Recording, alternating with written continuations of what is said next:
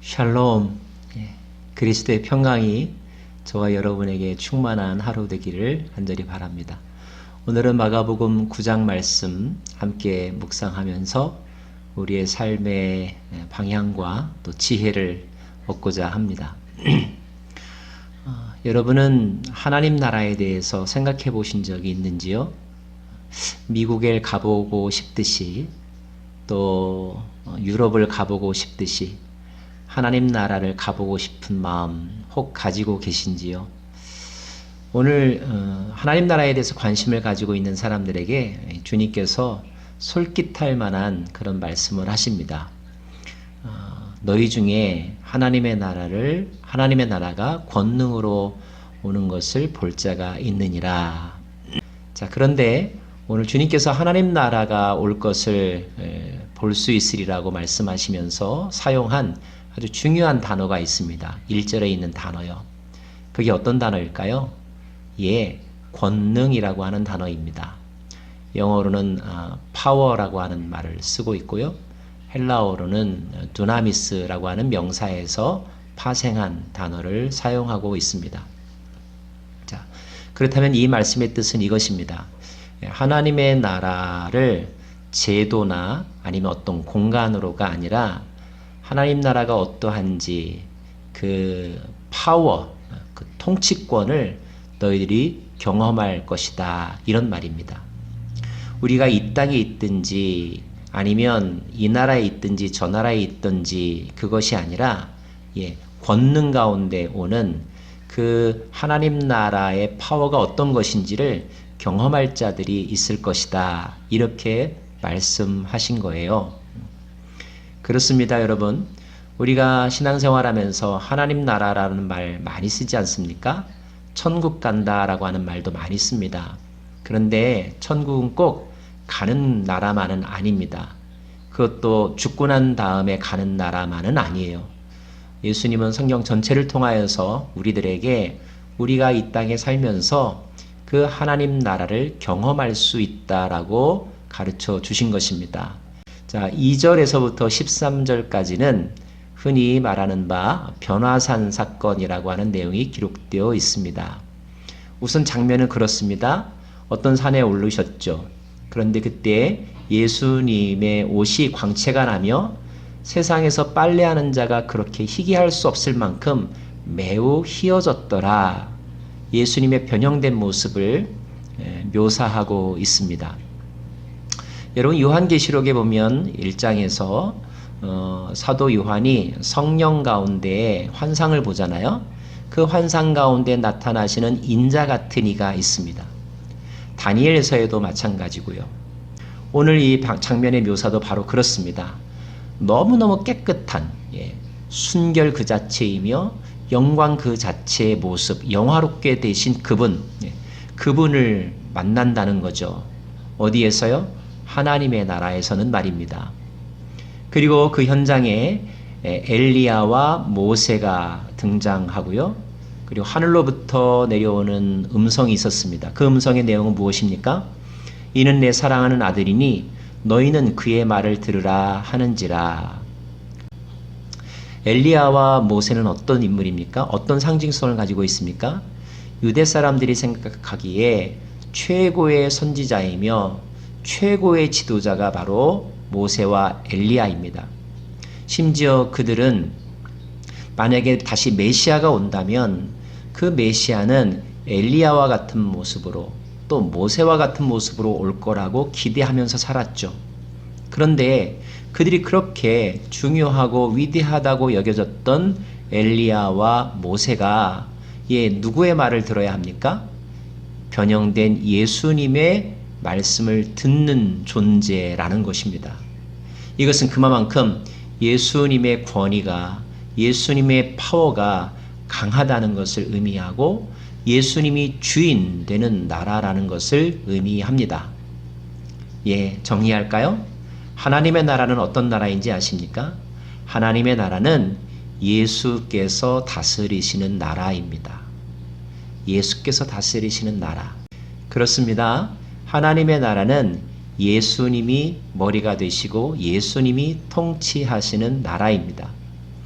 우리도 참 감사한 것은 그 예수님의 말씀을 성경을 통하여 읽고 예수님의 능력과 예수님의 행하신 일들을 직간접적으로 경험하고 있지 않습니까?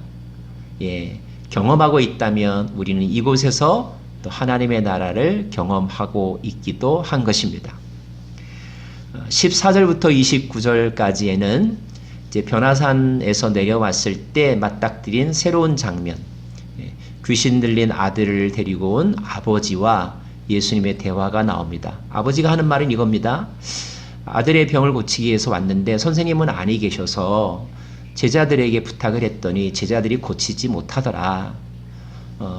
제발 좀 내 아들 좀 고쳐달라. 할 수만 있다면 좀 도와달라. 예수님 말씀하시죠. 할 수 있거든이 무슨 말이냐. 이 아이가 언제적부터 그랬냐. 어렸을 때부터입니다. 그때 예수님께서 그 귀신 들린 아들을 불러놓고 그리고 그 아버지에게 묻습니다. 내가 믿느냐? 그 아버지가 말하죠. 예, 제가 믿습니다. 그리고 나의 믿음 없는 것을 도와주소서. 그 다음 과정은 너무나 잘 아시죠? 예수님께서 귀신 들린 그 아들을 보고 그 속에 있는 귀신에게 명령했습니다.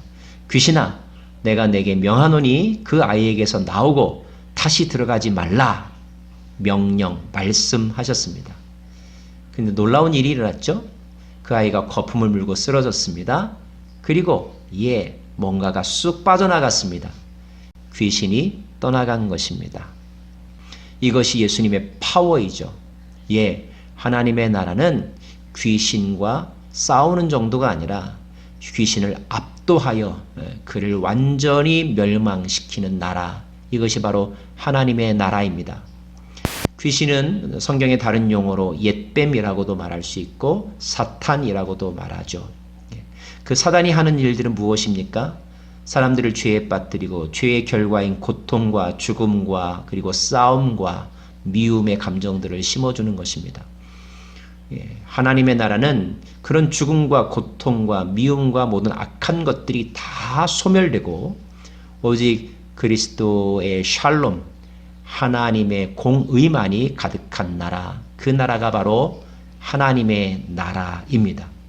그리고 주님은 이렇게 말씀하시죠. 너가 내 이름을 빌어서 귀신을 내어 쫓으면 내 안에 하나님의 나라가 임하였느니라 그랬습니다.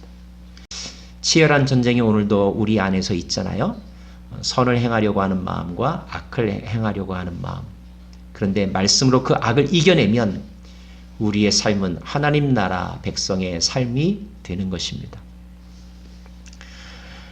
그리고 이제 30절에서부터 37절까지는 제자들에게 또 중요한 교훈, 제자들이 듣기에 참 부끄러운 교훈을 하시죠.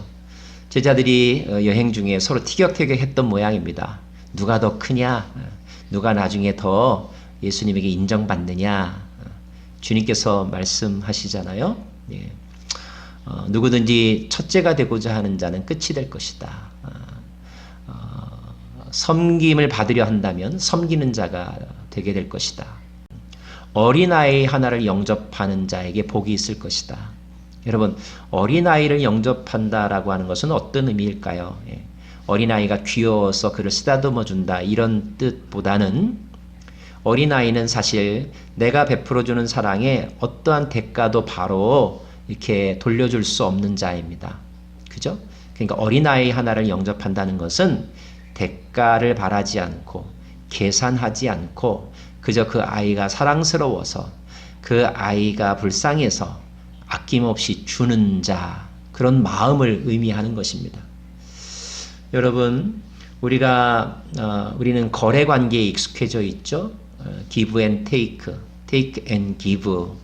우리는 서로 손해보지 않으려고 하는 기본적인 속셈을 가지고 사람들과 만나 관계를 유지하곤 합니다. 하지만 하나님의 나라는 그런 거래적인 관계로 이루어지는 것이 아니라는 거예요. 하나님의 나라는 그저 주는 것, 돌려받을 수도 있겠지만 돌려받지 않아도 주는 것으로 행복한 것, 그런 마음을 가진 자들이 바로 하나님 나라 백성이라는 뜻입니다. 요한이 와서 묻습니다. 하나님, 예수님, 어떤 사람들이 예수님의 이름으로 귀신을 내어 쫓고 또 기적들을 행하는데 우리와 같이 가자고 하니까 그들이 오지 않습니다. 그럼 못하게 해야 되지 않을까요? 요즘 말로 하면 이른바 저작권을 행사하겠다는 것입니다. 우리 팀이 아니면 못하게 막아야 되지 않느냐, 이런 뜻이죠. 그런데 주님께서 뭐라고 말씀하십니까? 내버려 두어라. 내버려 두어라. 만약에 그들이 하는 일이 생명을 살리는 일이라면 괜찮다.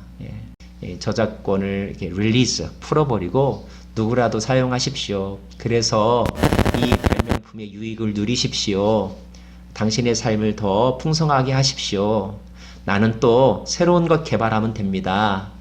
이런 마음을 가지고 이렇게 사회에 유익을 끼치는 분들이 있어요. 그런 분들이 아마 오늘 예수님이 말씀하시는 하나님 나라의 주인공들이라고 생각합니다. 카피라이트이라는 말도 있지만 카피레프트라고 하는 말이 있더라고요. 여러분, 천국은 독점하는 것이 아닙니다. 또 사역도 독점하는 것이 아니에요. 우리와 함께 하나님의 나라를 위해 일하는 자들, 또 교회를 섬기는 자들은 우리의 경쟁자가 아닙니다. 우리의 동역자인 거죠. A교회와 B교회는 경쟁자가 아니에요. 교인 놓고 서로 싸우면 안 되는 것입니다. 만약에 우리 교회 성도가 어떤 일로 말미암아 저쪽 교회로 갔다면 축복해 주세요. 가서 신앙생활 잘 하기 바랍니다. 당신의 빈자리는 또 우리가 믿지 않는 사람에게 전도하여서 채우겠습니다. 이렇게 하나님의 나라는 확장되는 거죠. 이런 자신감과 여유가 있으면 정말 멋있지 않을까요, 여러분? 마지막 절 말씀 좀 덧붙이고 싶습니다. 너희 속에 소금을 두고 서로 화목하라. 소금을 두고 서로 화목하라. 이게 무슨 뜻일까요, 여러분? 성경 문화에서 소금의 기능은 주로 몇 가지 꼽을 수가 있는데요. 첫째는 물론 맛을 내는 것입니다. 예수님의 비유에도 나오죠. 두 번째로는 썩지 않게 하는 것입니다. 그리고 레위기에 보면 소제, 제사물을 드릴 때에도 소금을 넣죠. 소금의 또 하나의 기능은 순을 죽이는 것이라고 하더라고요. 맞습니다. 파릇파릇 기운 넘치는 야채에 이렇게 소금을 뿌리면 순이 죽어서 요리하기에 적당한 상태로 바뀌죠. 겸손하게 하는 것, 그리고 썩지 않게 하는 것, 그리고 적당한 맛을 내게 하는 것. 그런 영성과 그런 말로 서로 화목하라는 것입니다.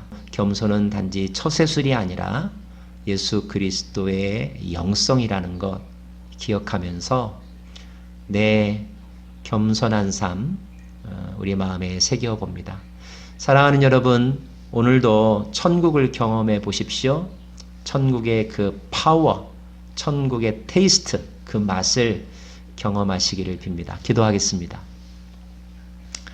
하나님, 우리는 자본주의 사회를 사는 것도 아니고 공산주의 사회를 사는 것도 아니고 사회주의 사회를 사는 것도 아니고 하나님 나라를 살아가는 사람 되기를 원합니다.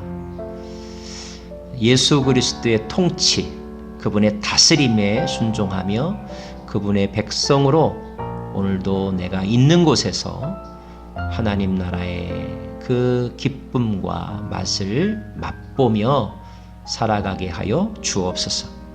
코로나 사태 속에서도 주님 나라 백성의 삶을 지켜가게 하옵소서. 예수님 이름으로 기도합니다. 아멘.